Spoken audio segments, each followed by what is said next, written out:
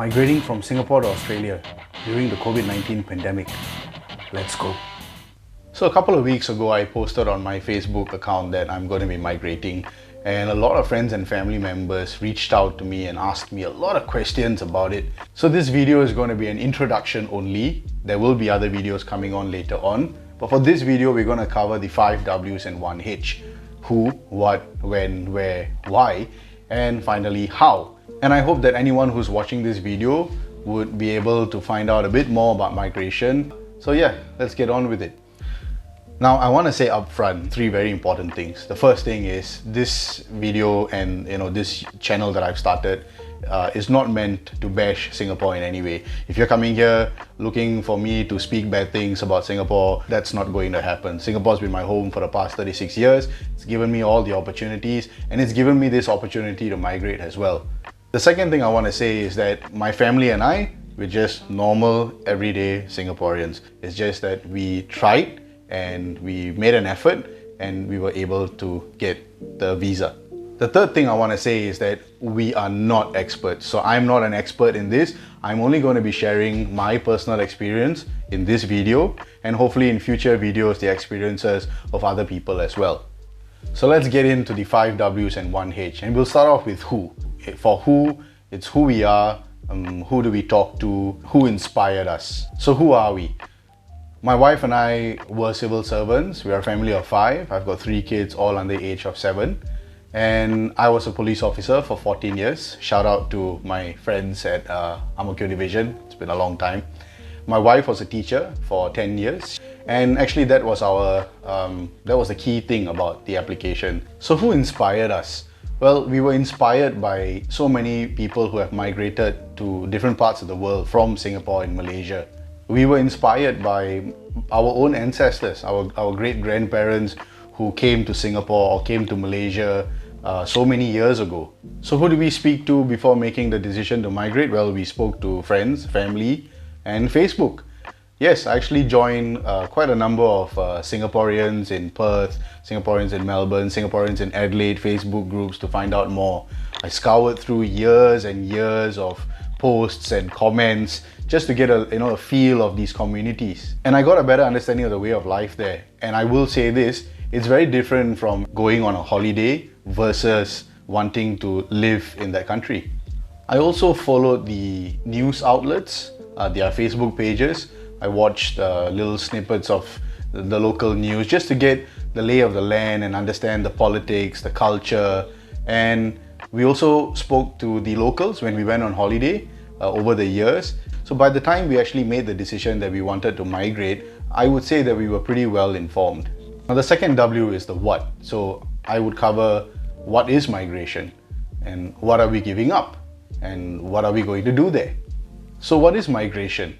I'd say migration is the process of leaving one's birth country, where you've made all these memories with your family, where all your favorite foods are, where all your schools were, and just giving it all up and moving to another country, not necessarily for a better life, but maybe something like a more agreeable life. For me, it was somewhere where my t-shirt size was still size L.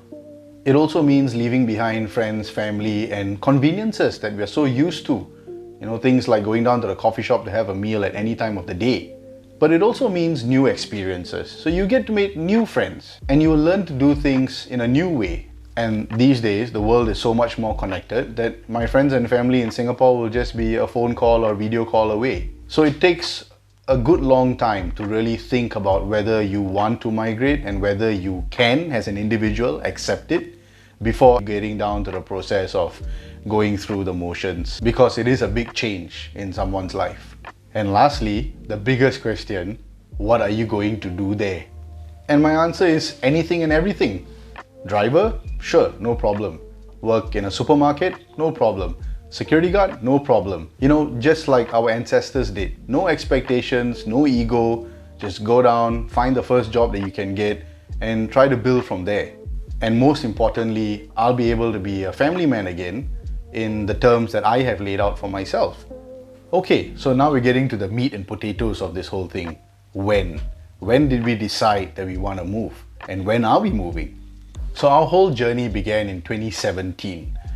That was when me and my wife were actually looking to upgrade to a bigger flat. And we were going around looking at places, and I think all our Google searches prompted an advertisement for AIMS.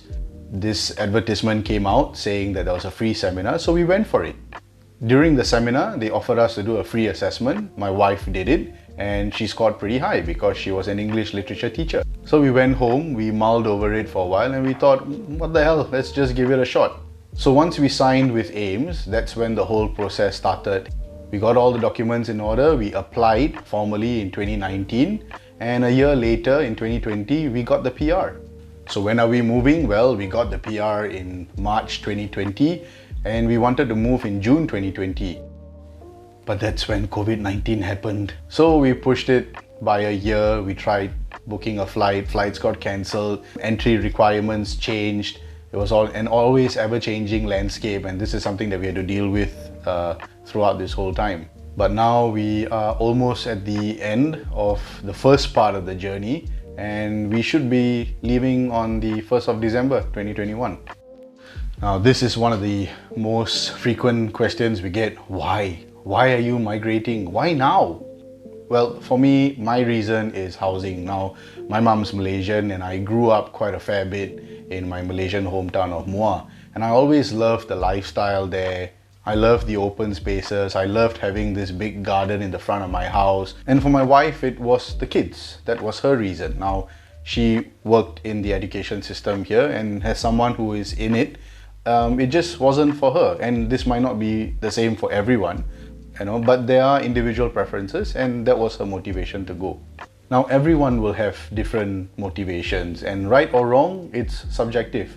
And frankly, only time will tell. But I don't want to be 60 years old sitting down and wondering, if only I had, I mean, I'm 36 years old, my kids are young, they're just starting school, and I don't want to push this later because the longer you wait, the more difficult it gets. And since my kids are young, it's going to be easier on them right now rather than if they were teenagers. And for me and my wife, well, we're just taking it as a mid-career switch. And now the last W, where? Which part of Australia are you going to? Where are you going?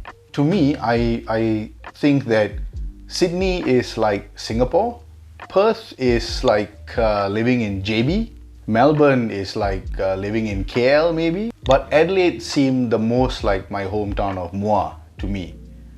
I don't know if you agree, but this was the way I graded the states and the different cities. But every state has its merits, and there are migrants everywhere. So it's just down to personal preference. For myself and my family, I just felt that Adelaide was a good fit. And I just want good German beer and food in Handorf. So now we get to the big one that everybody asks. How? How did you do it? How is it going to happen? Tell me more. So maybe I'll start from 2018. Now, the moment we signed up with AIMS, we had to get a lot of documentation. And I mean a lot. My wife had to get 10 years worth of income tax records, 10 years worth of her payslips. She had to get 2 of her past employers to provide a letter stating what she was doing in that line of work. We both had to write into our primary schools and secondary schools to get letters saying that we were taught in English, even though we had our O-levels and A-levels and diplomas and whatever. We both had to do IELTS, the English assessment. My wife had to do the professional one, I had to do the basic one. And once all these documents were gotten, we had to get a lawyer to certify them as true copies. So just to get these documents in order, it took about 6 to 12 months.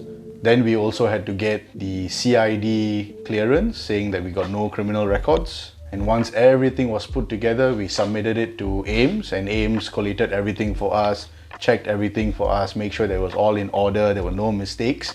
And then finally in March 2019, we were able to get the invitation to apply from Australian Immigration. We paid another $8,000 to Australian Immigration, again because we're a family of 5, and we submitted the application, and we were told to wait for about 12 to 18 months. And we actually got it in 12 months, but don't forget, this was before all hell broke loose.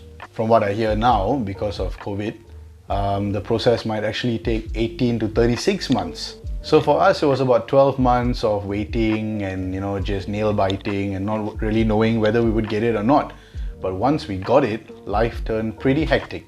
So once we got the visa, I got in touch with my wife's friends who had moved before. So what he did was, they all went down as a family once for like a holiday just to get the visa activated, and then they came back, and when it was time to move, he went over first and he got a house rented, and he got a car, and he started looking for a job, and when he was stable, the rest of the family came in. So that's what I thought I would do as well. So we planned to move in June of 2020, and when COVID struck, all flights were frozen. We couldn't go at all. And when we couldn't go because of all the restrictions, we decided to wait for 1 year. So we pushed the tickets to June 2021. And then we found out that in order for us to quarantine in Australia, it would cost us beyond $5,000. So we decided to wait to see when quarantine restrictions would be lifted. Now, believe me, it wasn't so easy. Things were always changing all the time. Restrictions were changing, entry requirements were changing. So Facebook really helped. We searched for any groups that could be helpful to us, and we found a few, and just tried to keep abreast as much as we could. Since we were waiting for so long, we decided let's try to find out how quickly we can set ourselves up there. And through Facebook, I found some people living in Australia who spoke to me, who told me how to get myself more informed on housing and purchasing of a car there.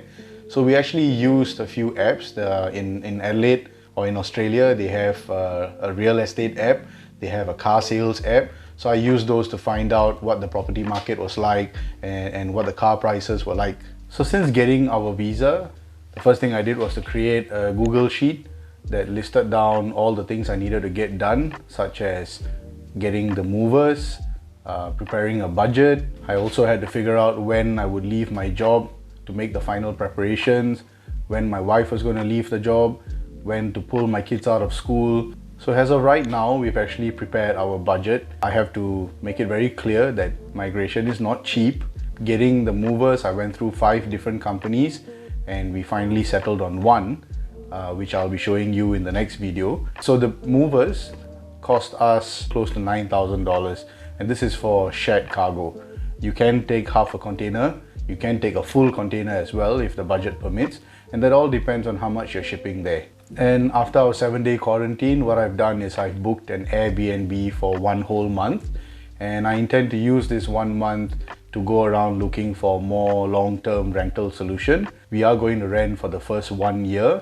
Rental, from what I've seen, depending on where you stay, which part of the state you stay in, can be anywhere from $400 to even up to $600 a week.